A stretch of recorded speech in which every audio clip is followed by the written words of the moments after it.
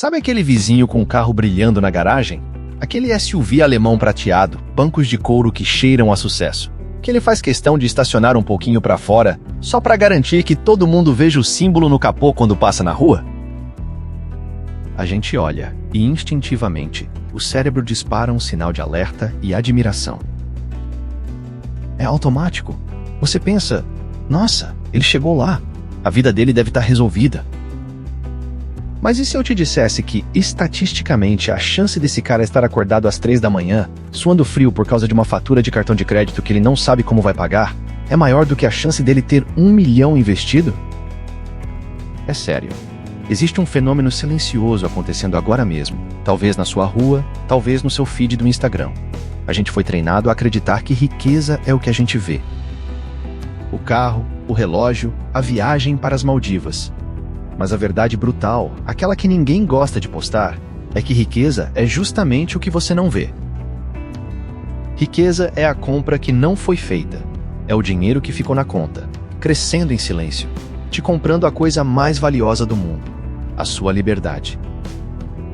Parece papo de quem tem inveja, né? Mas calma. O que vou te contar hoje não é sobre julgar o vizinho. É sobre entender uma armadilha biológica que o nosso cérebro monta pra gente. Vou te mostrar o que acontece dentro da cabeça de quem gasta, o que não tem para impressionar quem não se importa, e te ensinar a desligar esse botão de autodestruição financeira. Porque a verdadeira liberdade não grita, ela sussurra. E se você entender isso hoje, sua vida muda completamente nos próximos 6 meses. Sou psicólogo e estudo o comportamento humano há anos. E o que mais me fascina é como somos animais racionais que tomam decisões completamente irracionais quando o assunto é status. Então, vamos lá. Vamos dissecar o paradoxo da Ferrari. Primeiro, a gente precisa parar de culpar o caráter das pessoas e olhar para a biologia. Por que sentimos essa necessidade visceral de mostrar que temos recursos? Não é só vaidade, é sobrevivência. Durante milhares de anos na nossa evolução, status significava segurança. Se você fosse o líder da tribo, ou se mostrasse que era o caçador mais capaz, você garantia os melhores parceiros, a melhor comida e proteção. O seu cérebro primitivo, aquele sistema límbico que mora lá no fundo da sua cabeça, ainda acha que você está na savana africana. Quando você vê o vizinho de BMW, ou quando você sente aquela vontade incontrolável de comprar o iPhone do ano mesmo, o seu estando perfeito, é o seu cérebro gritando: "Ei, me notem. Eu sou relevante, eu tenho recursos." É um mecanismo de sinalização. Na biologia, chamamos isso de teoria da sinalização custosa. O pavão abre aquela cauda gigante e colorida, não porque é prático, na verdade, aquilo é péssimo para fugir de predadores. Mas ele faz isso justamente para dizer: olha como sou forte, posso carregar esse peso inútil e ainda sobreviver. Comprar um carro de R$300 mil financiado em 60 vezes é a cauda de pavão do ser humano moderno. É uma sinalização de custo alto para provar valor social. Só que aqui entra a pegadinha. O seu cérebro te recompensa com dopamina, o hormônio do prazer, no momento da compra. É aquele rush, aquela sensação de poder. Mas a dopamina é traiçoeira. Ela é feita para durar pouco. É um mecanismo de busca, não de satisfação permanente. Deixa eu te contar a história do Ricardo. Vamos chamar ele assim. O Ricardo é um cliente real. Claro que mudei o nome, mas a história é clássica. O Ricardo foi promovido a gerente regional. Um salário excelente, o dobro do que ganhava. A primeira coisa que ele pensou: eu preciso parecer um gerente regional. Ele foi lá e comprou um sedã de luxo importado. Lindo carro. Ele me descreveu a sensação de sair da concessionária. Ele disse: cara, quando eu peguei no volante e senti aquele cheiro de novo, parecia que eu tinha virado um super-herói. Eu parei no sinal e senti que todo mundo olhava para mim com respeito. Olha só isso. Respeito. Ele comprou respeito. Ou achou que comprou. Nas primeiras 2 semanas, o Ricardo viveu no céu. Chegava no escritório girando a chave no dedo. Postou foto no volante com a legenda: fruto de muito trabalho. Recebeu 200 likes. Dopamina pura. Mas aí aconteceu o que a psicologia chama de adaptação hedônica. Esse é um conceito crucial que você precisa entender. O ser humano se acostuma com tudo. Com o bom e com o ruim. Aquele carro incrível, depois de 30 dias, virou apenas o carro dele. O banco de couro virou só o lugar onde ele senta para ficar preso no engarrafamento. O teto solar virou um detalhe que ele esquece de abrir. E aí, alegria evaporou. O cérebro normalizou o luxo. Só que, e aqui está o drama, a alegria vai embora, mas o boleto fica. O Ricardo me contou, 6 meses depois, numa sessão, com uma cara de exaustão profunda. Sabe o que é pior? O carro começou a fazer um barulho na suspensão. A revisão custou R$3.000. O seguro veio, mais 7.000. E o IPVA no começo do ano, eu tive que parcelar. Ele estava ganhando bem, mas estava vivendo no limite. E agora vem a parte mais interessante do comportamento humano. Quando eu perguntei por que ele não vendia o carro e pegava um mais simples para ter paz, a resposta dele foi imediata e defensiva. Ele travou e disse: "Ah, não dá. O que o pessoal da empresa vai pensar? Que eu estou mal, que fui rebaixado." Percebe a prisão? Ele não possui o carro. O carro possui ele. O vizinho de BMW muitas vezes não é rico. Ele é um funcionário de alto custo de manutenção da própria imagem. Ele sacrificou a liberdade financeira futura para manter uma fachada no presente. Isso nos leva ao segundo ponto fundamental, o efeito Diderot. Denis Diderot foi um filósofo francês que viveu na pobreza a vida toda, até que ganhou uma fortuna de repente. Ele comprou um roupão de seda escarlate lindíssimo, mas aí ele olhou para o resto da casa dele e pensou: esse roupão não combina com essa cadeira velha. Então ele trocou a cadeira. Aí a cadeira não combinava com o tapete. Ele trocou o tapete. No fim, ele trocou a casa inteira e acabou falido de novo. Quando você compra o status, o carro de luxo, ele exige que o resto da sua vida acompanhe. Você não pode descer daquele carro vestindo uma roupa velha. Você não pode estacionar aquele carro na frente de um restaurante barato. O parecer rico é uma espiral que suga cada centavo da sua tranquilidade.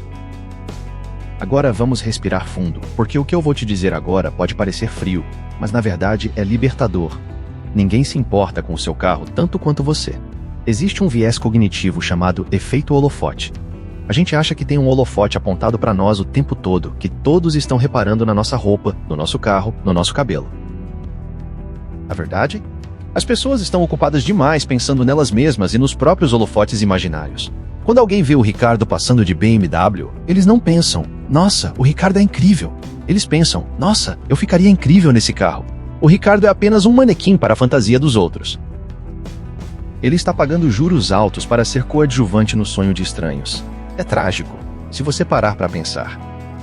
Então, o que é riqueza de verdade? Riqueza não é ter coisas. Riqueza é ter opções. O Morgan Housel, um dos maiores escritores sobre psicologia do dinheiro, diz uma frase que virou meu mantra: gastar dinheiro para mostrar às pessoas quanto dinheiro você tem é a maneira mais rápida de ter menos dinheiro.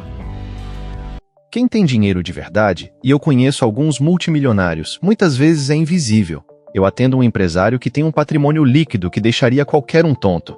Sabe qual carro ele dirige? Um Honda Civic de 5 anos atrás. Sabe como ele se veste? Camiseta básica e jeans. Uma vez eu perguntei para ele se ele não tinha vontade de comprar uma Ferrari. Ele riu e me disse algo que mudou minha visão. Doutor, a Ferrari me traria 2 tipos de pessoa: interesseiros e invejosos. Eu não quero lidar com nenhum dos dois.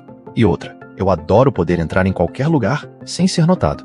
A minha liberdade de ir e vir vale mais do que qualquer motor V8. Riqueza é o que você não vê porque ela foi convertida em ativos, não em passivos. O vizinho pobre com um carro popular pode ter $500 mil investido em fundos imobiliários, gerando renda passiva que paga as férias dele sem ele precisar tocar no principal. Quem é o rico de verdade? Aquele que parece ter dinheiro ou aquele que tem controle sobre o próprio tempo? Enquanto isso, o vizinho da BMW precisa trabalhar 12 horas por dia, engolir sapo do chefe e viver com medo de ser demitido, porque se o salário cair por 2 meses, eles perdem o carro e a pose. Isso não é um discurso contra coisas bonitas. Não me entenda mal, eu adoro design, conforto e tecnologia. O problema não é o objeto. O problema é a motivação e o custo de oportunidade. Custo de oportunidade é um conceito econômico que a gente deveria tatuar no braço.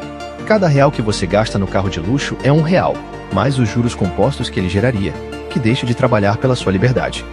Se o Ricardo tivesse pego os 300 mil do carro e investido a uma taxa razoável, em 10 anos ele teria uma máquina de imprimir dinheiro. Mas ele preferiu a máquina de metal que perde 20% do valor assim que sai da loja. Ele trocou anos de liberdade futura por alguns meses de aplausos. E aqui entra a parte mais profunda da nossa conversa. Por que a gente faz isso? Por que é tão difícil resistir? Porque vivemos numa sociedade que monetizou a nossa insegurança. O marketing moderno é desenhado para criar um buraco na sua autoestima e vender o produto como a única tampa possível para esse buraco. Você se sente pequeno? Compre esse carro grande. Você se sente ignorado? Use esse relógio dourado. Mas como a gente escapa disso? Como a gente sai da Matrix do status? Não é virando um monge e indo morar na caverna. É mudando a definição de sucesso no seu sistema operacional mental. Primeiro passo prático. Dissocie sucesso de consumo. Comece a admirar a discrição. Quando você ver alguém com uma roupa simples, mas que fala com calma, que não tem pressa, que tem tempo para tomar um café numa terça-feira à tarde, comece a pensar: esse cara venceu.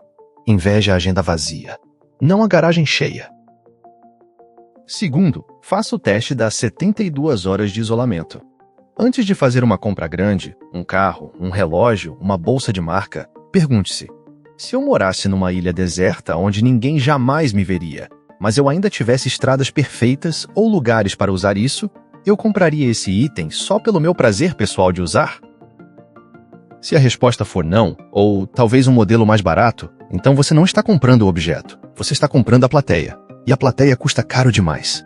Terceiro e mais importante, calcule o custo em vida. Essa técnica é do livro Your Money or Your Life. Não olhe para o preço do carro em reais. Divida o preço pelo seu salário hora líquido. Esse carro custa 3.000 horas do meu trabalho. Isso são quase 2 anos sentando naquela cadeira do escritório, aguentando reuniões chatas, perdendo o crescimento dos seus filhos. O carro vale 2 anos da sua vida irrecuperável? Às vezes vale. Se você for um aficionado por automobilismo, ok. Mas na maioria das vezes, quando você coloca nessa perspectiva, a resposta é um não violento. O brilho do metal não vale o suor da sua alma. A verdadeira riqueza é silenciosa. É a capacidade de dormir sem despertador. É poder dizer não para um projeto que você não acredita, só porque você não precisa do dinheiro naquele mês.